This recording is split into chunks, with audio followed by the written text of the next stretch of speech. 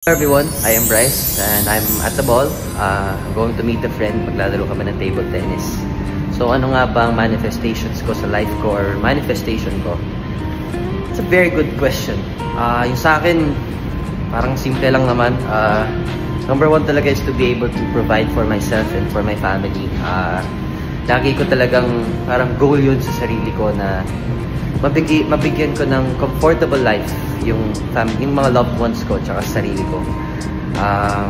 Ano pa ba? Actually, pwedeng masyadong light to, pero ever since I was a kid, pangarap ko na talaga magkaroon ng farm.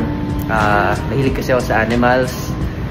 Tsaka, even up to this day talaga, pinangahawakan ko yung dream ko ng magkaroon ng farm kasi parang gusto ko talaga ng place na kung saan ako makakapagpahinga, makakapaghinga-hinga, enjoy the fresh air, enjoy the nature. Tapos dun sa farm na yun, ilalagay ko lahat ng mga wants ko tsaka mga dreams ko talaga simula bata ako. Like for example, mag-aalaga ako ng maraming horse, maraming cars, lahat ng collections na gusto ko simula bata ako.